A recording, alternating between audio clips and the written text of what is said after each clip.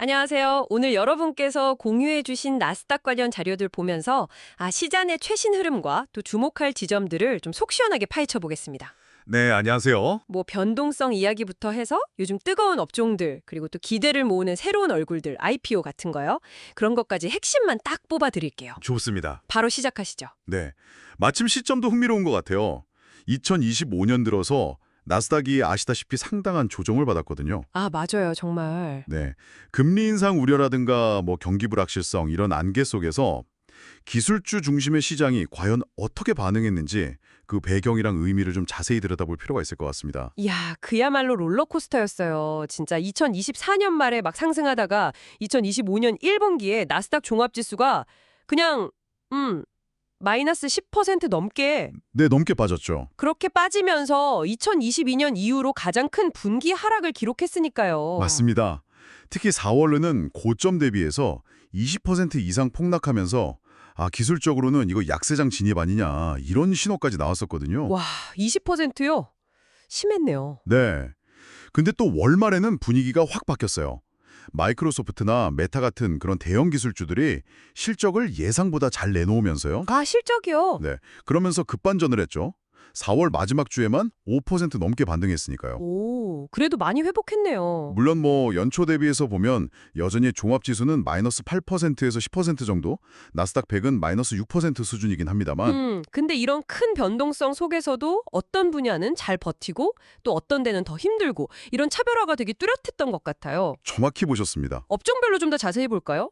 기술주 안에서도 온도차가 좀 있었죠? 네, 그렇죠. 흔히 빅테크라고 부르는 대형주들 있잖아요. 애플, 마이크로소프트 같은 것들. 네네. 거기는 AI에 대한 기대감도 있고 또 실제 실적이 뒷받침되면서 상대적으로 잘 버텼어요. 마이크로소프트가 대표적이고요. MS. 반면에 금리에 좀 더 민감한 중소형 기술지들은 자금 조달 비용 부담 같은 것 때문에 조정폭이 좀 더 컸습니다. 그렇군요. 그럼 AI랑 반도체는요? 거기는 여전히 좀 시장의 핵심 동력이었나요? 네, 엔비디아나 이끄는 AI 붐은 계속 됐다고 봐야죠. 2025년 초에 잠시 주춤하는 거 아닌가 싶기도 했지만 그랬었죠. 네, 근데 데이터 센터 증설이라던가 이런 탄탄한 수요 덕분에 장기 전망은 여전히 긍정적으로 평가받고 있습니다. 다행이네요. 다만 모든 반도체 기업이 다 웃은 건 아니에요.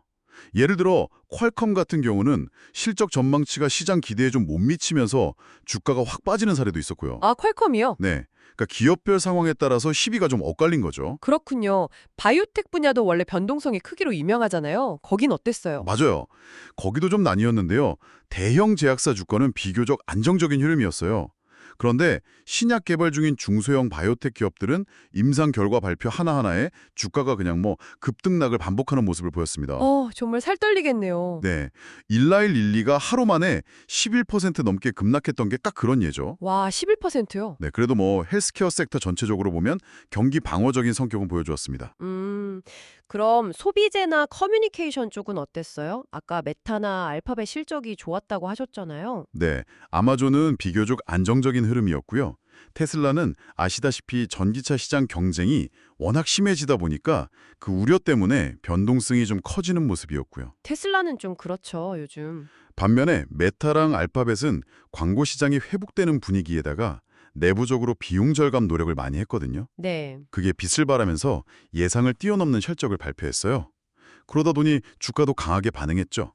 메타는 실적 발표하고 4% 이상 급등하기도 했고요. 오, 메타가 선방했군요. 이런 개별 기업들 움직임이 모여서 지수를 만드는 건데 특히 그 나스닥 100 지수는 소수 기업 영향력이 진짜 크다고 하잖아요. 네. 절대적이죠. 흔히 매그네피센트 세븐이라고 부르는 그 7개 거대 기술 기업들 있잖아요. 네, 들어봤어요. 그 비중이 이번에 조정을 좀 거쳤는데도 여전히 40%를 넘어요. 와, 40%요? 아직도요? 네. 그러니까 사실상 이 기업들 주가 흐름이 지수 전체 방향을 그냥 결정한다고 봐도 무방할 정도죠. 허허. 애플이랑 마이크로소프트가 여전히 큰 축인데 아까 말씀하신 것처럼 특히 마이크로소프트의 약진이 되게 두드러졌던 것 같아요. 역시 AI랑 클라우드 덕분인가요? 정확합니다. 마이크로소프트는 AI 기술을 자기들 클라우드 서비스랑 잘 결합시켜서 정말 가시적인 성과를 내고 있거든요. 그래서 주가가 크게 올랐죠. 장중에 7% 넘게 급등하기도 했으니까요. 이야, 7% 대단하네요. 반면에 애플은 1분기 실적 발표하고 나서 아이폰 판매나 이런 부분에 대한 우려 때문에 주가가 잠시 좀 주춤하기도 했었고요. 아, 애플은 좀 그랬군요. 네, 엔비디아는 뭐 여전히 AI 대표 주자로서 꾸준한 관심을 받고 있고 테슬라는 아까 말씀드린 대로 변동성이 좀 큰 상황이고요. 알겠습니다. 그럼 마지막으로 시장에 좀 새로운 활력을 불어넣을 만한 그런 기대주들은 없을까요? 2025년에는 IPO 시장이 좀 살아날 거란 전망도 있던데요. 네, 맞아요. 주목할 만한 그야말로 대여급 IPO 후보들이 좀 있습니다. 오, 대여급이요? 누구요? 가장 많이 언급되는 곳 중 하나가 핀테크 거물인 스트라이프예요. 아, 스트라이프 들어봤어요. 네, 온라인 결제 처리 분야의 강자인데 최근에 비상장 시장에서 평가받은 기업 가치만 해도 650억 달러에 달합니다. 650억 달러요? 와. 네, 상장하면 더 높은 가치를 인정받을 가능성도 있죠. 그리고 스웨덴의 후불 결제 서비스 기업인 클라나 역시 한 15억에서 200억 달러 규모로 예상되면서 대형 핀테크 IPO로 기대를 모으고 있습니다. 핀테크 쪽이 아직 뜨겁네요. AI 분야는 당연히 빼놓을 수 없겠죠? 그럼요. 엔비디아가 투자해서 더 유명해진 AI 인프라 전문 클라우드 기업 코어위브라고 있는데요. 코어 위브요? 네, 여기는 기업 가치가 350억 달러 이상으로 거론되면서 상장을 준비 중이고요. 또 대규모 AI 모델 학습용 칩을 만드는 세레브라스도 약 80억 달러 가치로 상장을 목표로 하고 있습니다. 와, AI 쪽도 정말 규모가 엄청나네요. 그리고 데이터 분석 및 AI 플랫폼 강자인 데이터브릭스 역시 2025년에 상장할 가능성이 높은 기업 중 하나로 꼽히고요. 이야, 정말 굵직한 이름들이 많네요.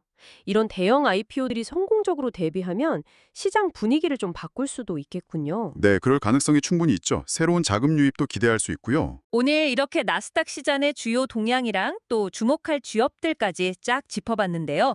들어보니까 결국 금리, 그리고 기업 실적, 마지막으로 AI, 이 세 가지 키워드가 계속해서 시장을 움직일 것 같다는 생각이 드네요. 맞습니다. 특히 하반기에 연준이 어떻게 움직일지 또 빅테크 실적이 계속 잘 나올지 이게 정말 중요해 보입니다. 네, 그렇습니다.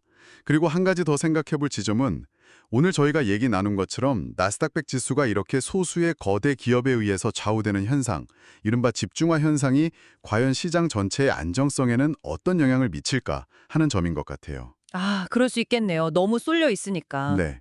그리고 또 스트라이프나 코어위브 같은 이런 새로운 대형 IPO 기업들이 과연 기존의 판도를 흔들 만큼 그렇게 의미 있는 변화를 가져올 수 있을지 이 질문에 대한 답을 찾아가는 과정이 앞으로 시장을 보는 아주 중요한 관전 포인트가 될 것 같습니다. 이야, 정말 흥미로운 관점이네요.